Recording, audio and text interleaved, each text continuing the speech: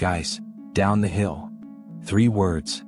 Just 3 words captured on a grainy piece of audio have haunted America for years. This voice has played in the nightmares of parents, echoed from every television screen, and been analyzed by the top audio experts at the FBI. We knew what he looked like. A blurry figure in a blue jacket and jeans walking across an old railway bridge. We knew what he sounded like. But we didn't know the most important thing, who he was. For years, the residents of the small town of Delphi, Indiana, lived in a state of paranoia. They suspected drifters, truck drivers, and local oddballs. They locked their doors, believing the killer was far away, that he had fled the state to escape justice. But the truth turned out to be far more terrifying than any horror movie. The killer didn't run. He didn't hide in the woods. All this time he was right there. He went to work at the local CVS pharmacy. He stocked shelves. He developed photos for the families of the murdered girls. He didn't even pay for parking at the police station when he walked into the investigation. His name is Richard Allen. And this is the story of how 2 brave teenage girls, Libby and Abby, left us the key to solving their own murder, and how it took police 5 long years to realize that the monster was hiding in plain sight. Today we are breaking down the Delphi murders from start to finish. From the fatal walk on the Monon High Bridge to the shocking 2024 trial where the defense tried to convince the world it was a ritual sacrifice by a cult of Odin. Brace yourself. This is the Delphi case. To understand the horror of this tragedy, we have to go back to February 13, 2017. It was an unusual day for Indiana. It was winter, but the temperature had spiked, the sun was shining like it was already spring. The schools had a day off due to a snow day, even though the snow had already melted. It was the perfect day for teenagers to go out and explore. Libby German, 14, and Abby Williams, 13, were best friends. They were the good kids, athletes, musicians, inseparable. Libby was the leader, outgoing, brave, and tech-savvy. Abby was quieter, softer. That day they convinced Libby's older sister, Kelsey, to drop them off at a local landmark, the Monon High Bridge. This bridge is a crucial character in our story. It is an old, abandoned railway trestle towering 60 feet above Deer Creek. It is dangerous. There are no guardrails, the wooden ties are rotting, and there are gaps where you can see the drop straight down. But for local teens, walking across it was a rite of passage, a way to get an adrenaline rush and take cool photos for social media. At 1:35 p.m., the girls get out of the car. Kelsey tells them goodbye, "I love you." That is the last time any family member sees them alive. The girls walk along the trail. They laugh, they take pictures. At 2:07 p.m., Libby posts a photo on Snapchat of Abby walking across the bridge. Abby looks small against the massive structure, carefully stepping on the rotting wood. That photo would become iconic. But if you look at the details of that day, it becomes clear, they were already not alone. Right at this moment, somewhere around 2:10 p.m. to 2:15 p.m., a man appears on the bridge. We know this because Libby German did something incredible. Something that requires nerves of steel. She noticed a strange man following them. On an empty bridge where there is nowhere to run. Instead of panicking, Libby pulled out her iPhone and surreptitiously turned on the camera. She pretended to film Abby, but she was actually angling the lens to catch the man behind them. In this video, which police would later show the world, we see Bridge Guy. He is walking fast. Head down, hands in the pockets of a blue jacket, jeans that are too big for him. He looks like an average middle-aged man. Libby didn't turn off the phone. She put it in her pocket, but the recording continued. The audio captured the girls' final moments of freedom. We hear one of the girls, likely Abby, say in a terrified voice, "Is he right there?" Or, "The trail ends." And then the man gets close. There is a metallic sound. Later, prosecution experts would suggest this was the sound of a gun slide being racked. And then his voice.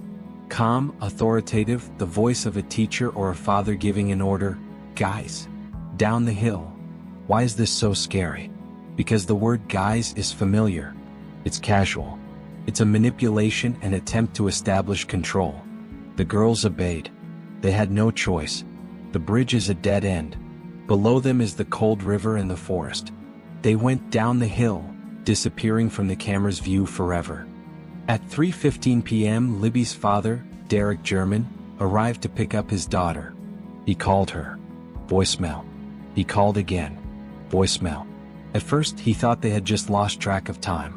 But the longer he waited, the deeper the dread became. Libby was never apart from her phone. She was online 24/7. The fact that she wasn't answering wasn't just strange, it was impossible. By evening, panic had gripped the family. People began to gather for a search. Police, volunteers, neighbors with flashlights combed the woods near the bridge. But darkness and the rugged terrain halted the search until morning. That night, temperatures dropped. Relatives prayed the girls were just lost and huddled somewhere for warmth. Morning came. February 14th. Valentine's Day. The day Delphi lost its innocence forever.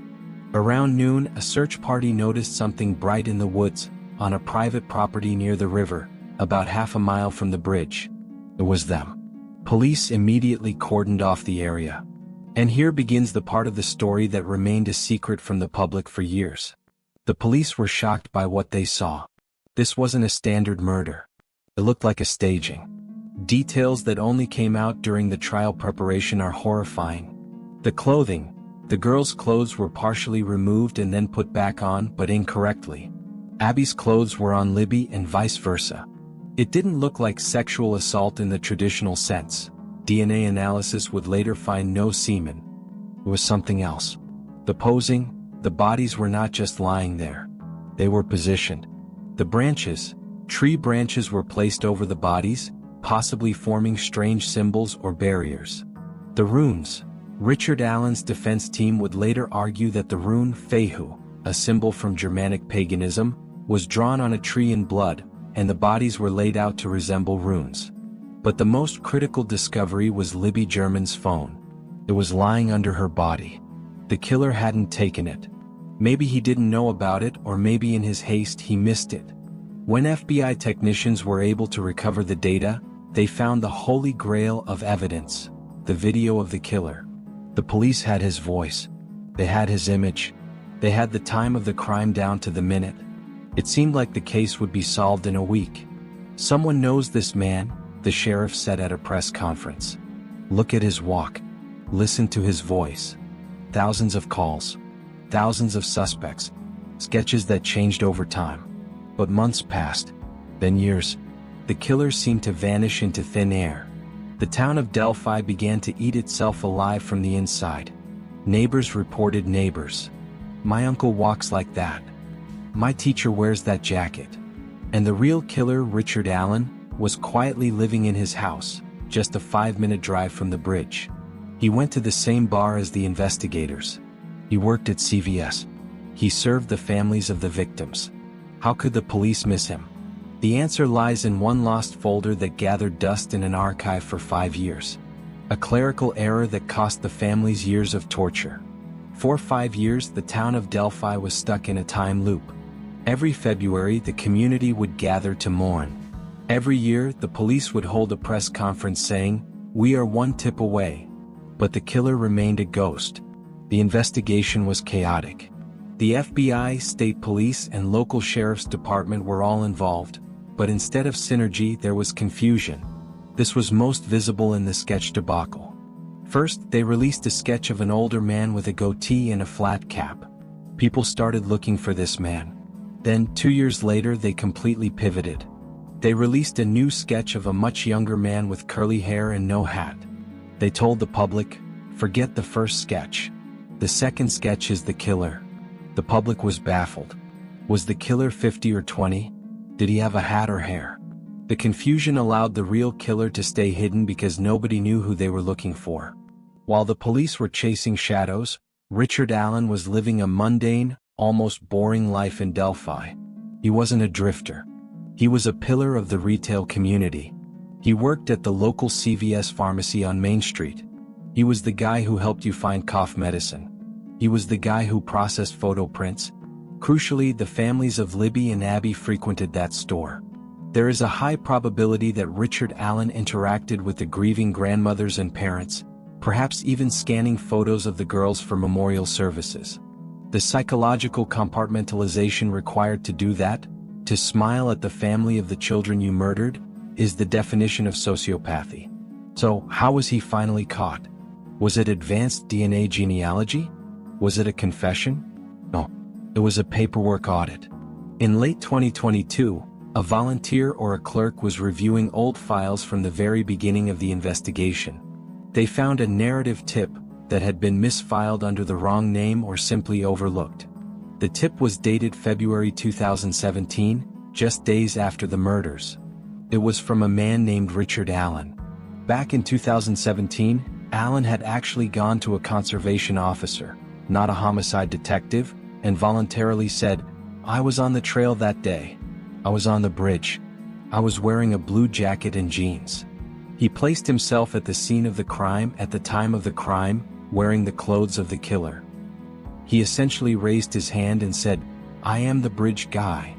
But because of a clerical error, this tip was marked as cleared and filed away in a box.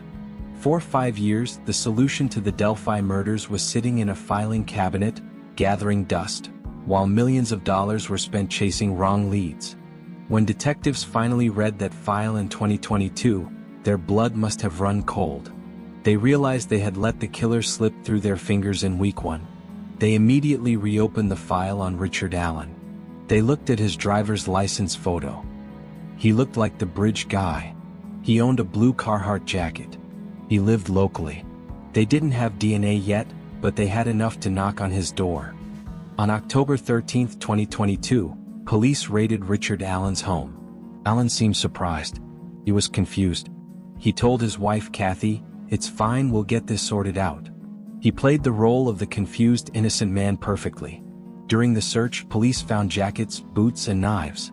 But the most important discovery was found in a bedside drawer, or closet, a Sig Sauer P2 26.40 caliber pistol. Why was this gun so important? Let's go back to the crime scene in 2017. Remember, the girls were killed with a sharp object, likely a knife, not a gun. However, police found a single unspent .40 caliber bullet lying on the ground between the bodies of Libby and Abby. It hadn't been fired. It had been cycled. This means the killer loaded the gun, racked the slide to put a bullet in the chamber, and then, for some reason, ejected that bullet without firing it, perhaps to clear a jam or just out of nervousness. When you cycle a bullet through a gun, the metal mechanism leaves microscopic scratches on the soft brass casing of the bullet. These are called tool marks. Specifically, the extractor, which pulls the bullet out, and the ejector, which kicks it out, leave a unique fingerprint. The police lab fired test rounds from Richard Allen's Sig Sauer P226. They compared the tool marks on the test bullets to the tool marks on the bullet found next to the dead girls. The lab came back with a match. They stated that the unspent round found at the murder scene had been cycled through Richard Allen's gun. This was the smoking gun. Unless Richard Allen could explain how a bullet from his bedside gun ended up in the woods next to 2 murdered teenagers, he was done. Allen had no explanation. He claimed he never lent his gun to anyone. He claimed he never lost a bullet. He claimed he had never been to that specific spot in the woods. On October 26, 2022, Richard Allen was formally charged with 2 counts of murder. The town of Delphi was in shock. Rick from CVS? It seemed impossible. He was a quiet guy. He liked to play pool at the local bar. He had a wife. He had a daughter. He didn't fit the profile of a monster. But as Allen sat in prison awaiting trial, his mental state began to deteriorate rapidly, and the case was about to take a turn into the realm of the bizarre. We aren't just talking about a simple murder trial anymore. We are entering the phase where his defense team would launch one of the most insane legal strategies in American history, the Odinism defense. While in solitary confinement, Richard Allen began to break. He started eating his own paperwork. He stopped showering. And then he started confessing. Not once, not twice, but over 60 times. He called his wife. He called his mother. He told prison guards, "I did it. I killed them." To the prosecution, this was a slam dunk. He had the gun. He was at the scene. He confessed. But to his defense team, these weren't confessions of guilt. These were the ravings of a man being tortured by the prison system. And they had an alternate theory that would turn the entire case upside down. They claimed Richard Allen was a patsy, and the Real killers were a group of white supremacists practicing a dark Norse religion. When the trial finally began in late 2024, the world expected a standard murder case. Ballistics, timelines, witnesses. Instead, Richard Allen's defense team turned the courtroom into a scene from True Detective. They presented a theory so bizarre that the prosecution tried to ban it from being mentioned. The defense argued that Richard Allen was innocent and that Libby and Abby were actually sacrificed by a white supremacist pagan cult called Odin's Guards. They pointed to the crime scene photos. "Look at the sticks," they argued. "They are arranged in runes. That is the Fehu rune. That is the Germanic symbol for wealth or power." They pointed to the lack of DNA. How could one man control two girls, kill them and leave no DNA? It had to be a group. It had to be a ritual. For the jury, this was confusing. Was this a murder? Or a dark religious ceremony? The defense was trying to create reasonable doubt. They didn't need to prove Odinus did it. They just needed to prove that it could have been them, and that the police were too incompetent to investigate it. But the prosecution had a weapon that cut through the noise: the confessions. While the defense talked about ancient runes, the prosecution pressed play on the prison phone calls. The jury listened to Richard Allen calling his wife, Kathy, from his cell. His voice was broken, manic. "I did it, Kathy. I killed them." He didn't just say it once. Over the course of months, he confessed more than 60 times. To his wife, to his mother, to the prison warden, even to the psychologist. He detailed the crime. The defense tried to argue that these were false confessions, caused by a mental breakdown. They described Allen's conditions in prison. He was in solitary confinement, he was naked, he was eating his own feces, he was banging his head against the wall. They argued he had gone insane and was saying whatever he thought would make it stop. This was the central battle of the trial. The defense: he is a broken man being framed for a ritualistic cult killing. The prosecution: he is a child murderer who got caught, cracked under pressure, and told the truth. And then they brought it back to the magic bullet. The defense tried to discredit the science, calling it junk science. They argued that cycling a bullet doesn't leave unique marks like firing a bullet does. But the prosecution kept it simple. "What are the odds?" they asked. "What are the odds that a bullet, cycled through Richard Allen's gun, ends up between the bodies of two girls he admitted to being near?" The bridge guy video was played again and again. Witnesses testified. One woman saw a man on the trail that day looking muddy and bloody. Richard Allen admitted to being there. He admitted to wearing the clothes. He had the gun. And he confessed. The Odinism theory was fascinating for the internet, but in the courtroom, facts began to weigh heavier than conspiracy theories. On November 11, 2024, the jury returned. The deliberation had been tense. The Odinism seeds had been planted. Would one juror believe it? Would there be a hung jury? The courtroom was packed. The families of Libby and Abby held hands. Richard Allen stood looking small, pale, and tired. The judge read the verdict. Count 1, murder. Guilty. Count 2, murder. Guilty. Count 3, felony murder. Guilty. Count 4, felony murder. Guilty. A gasp went through the room. Tears flowed from the families. For 7 years they had waited for this word. Richard Allen showed little emotion. The man who had lived among them, the invisible monster of Delphi, was finally unmasked. But the question remains, why? Why did a pharmacy technician with no criminal record wake up one Monday morning and decide to hunt humans? Psychologically, Richard Allen fits the profile of the inadequate aggressor. He wasn't a criminal mastermind. He wasn't a charming Ted Bundy. He was a nobody. A man who likely felt small in his daily life. But on that bridge, with a gun in his hand, he was a god. Ordering guys down the hill gave him ultimate control. For 20 minutes in those woods, he held the power of life and death. That power was his drug. The fact that he stayed in Delphi, that he served the families at CVS, speaks to a profound compartmentalization. He put the murder in a box in his mind and locked it. He went back to work. He went back to his wife. He was able to separate the monster from Rick the pharmacy guy. Until the police knocked on his door. The Delphi Murders case is a lesson in the banality of evil. We want our monsters to look like monsters. We want them to be drifters, cult leaders, or scarred villains. We don't want them to be the guy scanning our photos at CVS. But the true legacy of this case isn't Richard Allen. He will rot in prison and be forgotten. The legacy belongs to Libby German. Think about her bravery. She was 14 years old. She was staring at an armed man. She knew something bad was happening. And her instinct wasn't just to run, it was to document. She pressed record. She hid the phone. She left breadcrumbs for the police, even as she walked toward her death. It took 5 years, a lost file, and a lucky break to find him. But make no mistake, Libby German solved her own murder. Without that video, without that audio, Richard Allen would likely still be working at CVS today. The police would have never connected the local guy to the crime. Libby caught him from the grave. This concludes the deep dive into the Delphi murders. Justice has finally been served, but the scars on this town will last forever. What do you think about the Odinism defense? Was it a desperate attempt to distract the jury, or do you think there are still unanswered questions about the crime scene? Let me know in the comments. And if you want to honor Libby and Abby, share this story. Remember their names, not his. Don't forget to like and subscribe for more deep dives into the criminal mind. Stay safe and always trust your gut.